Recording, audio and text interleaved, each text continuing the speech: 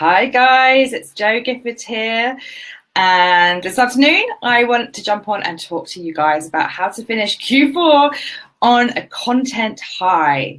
So rather than feeling like you've still got loads of content to do, maybe you haven't got to grips with it this year, maybe some stuff has worked for you but some hasn't. Now we're in September, which is my birthday month. Awesome month for us Virgos. How can you finish the last quarter of this year on a content high? So if you are joining me on the live, come and say hi in the comments. If you are watching on the replay, also say hi in the comments. I can't wait to hear from you. So what I love to do when we are reflecting on content for the last quarter of the year, for my clients, for my audience, is to look at what has worked for you. What has worked so well this year? It might be something that felt really good in terms of workflow. It might be something that you had loads of results for in terms of sign-ups or opt-ins. It might be that you had a process that was just really killing it and it felt really easy to get your content created and out there. Maybe you did something and you had a ton of emails back, or you just got some great engagement. So look at what's worked for you this year in terms of workflow, engagement, feedback, and process. So look at some of that stuff, some of which will be data and tangible stuff. Some of it will be intangible. It'll be around how confident you felt. It'll be around whether you're really proud of what you did. It'll be how easy it felt or not. Okay, so look at what worked for you and what didn't.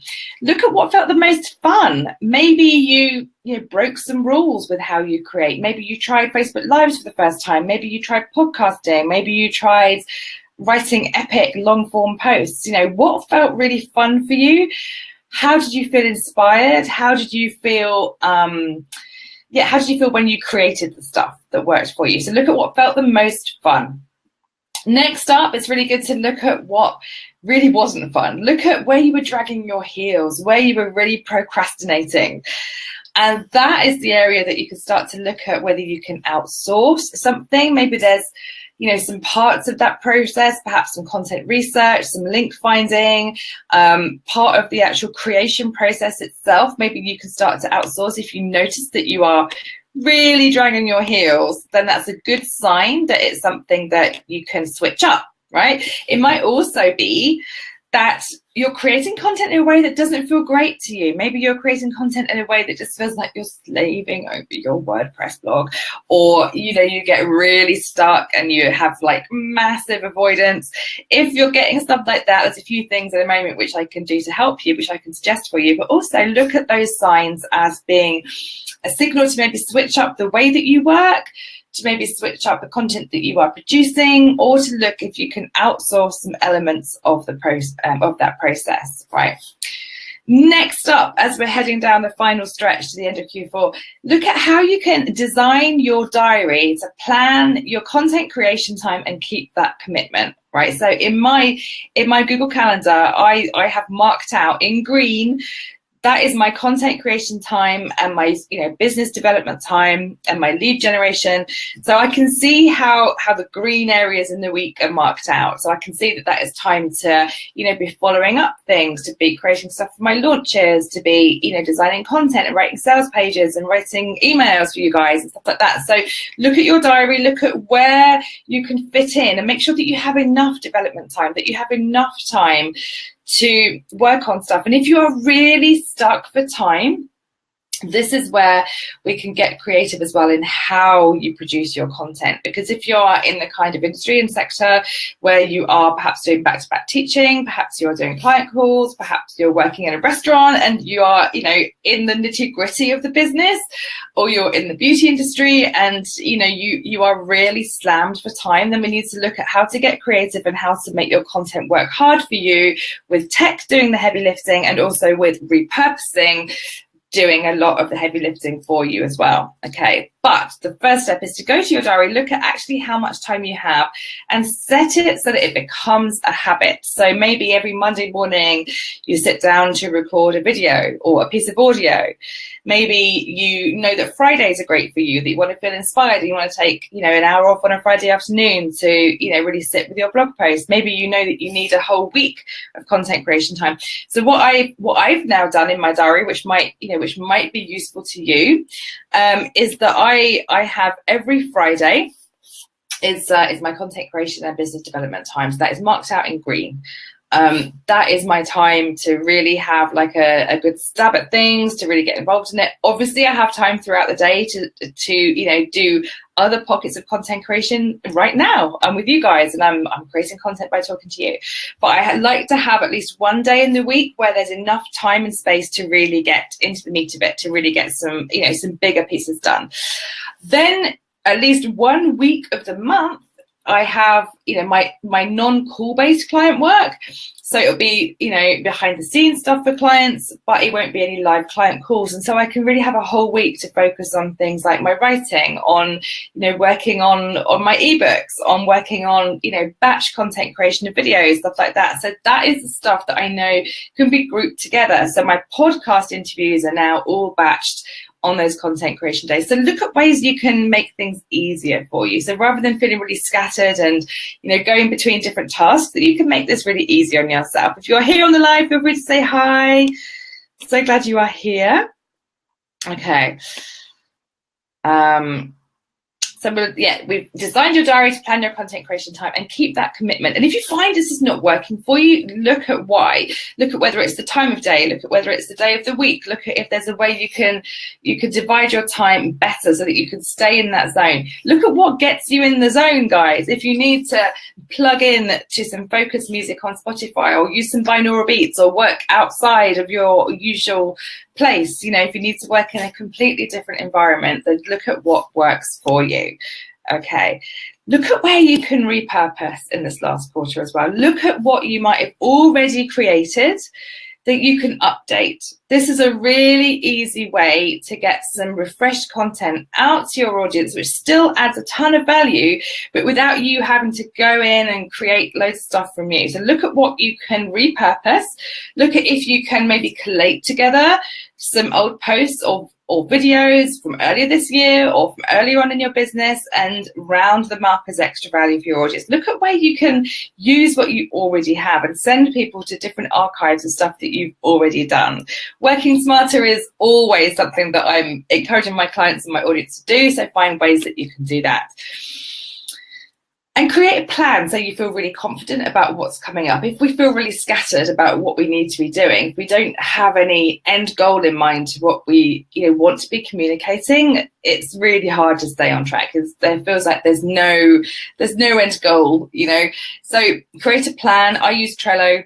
And I like to map out my emails for the next, you know, few weeks and months, what's happening in terms of promotions, of joint ventures, what's happening in terms of my launches, what's happening in terms of making sure that I'm adding value more often, way more often than I'm sending pitches or I'm sending promotional stuff. And I want to know what those added value things are ahead of time. Right, so that I can keep track, and it's like a process. Then, you know, I can literally work down, see what's been created, see what still needs to be done. And when you create a process that works really well for you, once you've nailed how you work best, how you love to work, how you feel inspired to work, what your clients need to hear, all of that stuff, this becomes so much easier. And you can identify which parts of the process, if any, you want to hand off so that you can literally, you know, do your mic drop moments, you can have your say, you can add to the conversation in a way that feels amazing to you, but it's not really draining on your energy and your resources. Okay, so yeah, see what launches and sales you need to build into your content plan for the end of this year and for next year. Map it all out so you know you can use your content creation and your business development time to be super strategic to get this stuff done. And also, when you reconnect with your message and your personal brand at this stage of the year, you can see whether, you know, there's any, you know, whether there's been any changes in the way that you are conveying your message. Maybe you've learned some different stuff. Maybe you've changed the way you work. Maybe you have established some new frameworks. Maybe you are, you know, using different techniques now. Make sure that you're, you know, constantly conveying this and you're updating this in your messaging. Make sure that your, you know, messaging for Q4, you know, contains that stuff. That if you've changed your approach, if you've changed maybe, you know, the way that you work, reconnect with that message, because that only, you know, that really helps to make you feel super confident, and it helps to magnetize your clients to you. And also reconnecting with all of your skills, all your expertise, all your experience and your personality. When you reconnect with where all those things meet, that is your, that is your special sauce. No one else has that particular mix of experience, approach, expertise, and personality. So just reconnect with that. Restand in your power and your confidence of what you know and how you do it. And then when you come to make your plan, to kind of map out your content plan for the last quarter and for next year, really clearly what it is you say, what your come from is, what your angle is, what your take on things is, and that helps you stand super, super confidently in finding your voice with your audience, which makes all the stuff easier. Okay, so look ahead to 2018. Again, think about what you're planning to promote in the first, sort of couple of quarters of the year, or maybe in the whole year ahead if you're completely organized. Look at, where you'll be working with clients, where you'll be working in your business rather than on your business, and how you can experiment if you need to with a new workflow that will really help you get results. Because content creation is something that does, when you have content out there working for you 24/7, bringing you leads and bringing you clients, you have really got a system that is working for you all the time. And to put the effort into that, to make sure that your business is gaining leads and new clients all the time is such, it's such an important investment of your time and your resources. And you need to make sure that you're spending that energy in the right way. So look ahead, see what other content you can upcycle and recycle. And then also, check in with yourself what the ultimate goals are. Are you working primarily on building your mailing list right now? Are you working primarily on building some video views? Are you working on brand awareness as a whole? Are you working on building awareness in a particular niche or sector? So think about all those things as you plan ahead and check in with what your end goal is to make sure that you're working as smart as you possibly can. And then when you check in as well with what tech is out there to help you, and again, this changes all the time. I like to stay ahead of what is out there to help us with all this stuff. It makes your workflow so much easier. So whether you're doing it yourself, you're outsourcing parts of the process, or you're outsourcing whole chunks of it, when you have tech in there and processes to help you do the heavy lifting, it becomes so much easier. So you can be getting on with the stuff that you are in your zone of genius with whilst you're serving your clients. So guys, if you have any questions or any comments or feedback about how you are going to be wrapping up Q4 for this year and planning ahead for 2018 with your content creation, I'd love to hear either during the live or in the replay what works for you this year, what hasn't been working, what you might want to change up, what you might want to experiment with, where you're stuck, if at all, what you love doing, if anything, what you hated doing. Just give me some feedback in the comments below, and I can't wait to hear from you. So I'll stay on for a couple of minutes in case there's any questions, any comments that I can help you with your content creation, but feel free to drop me a note afterwards. So if you have joined me for the replay or for the live itself, I'm so glad that you're here. Thank you so much for staying with me, and let me know your thoughts below. Okay, bye.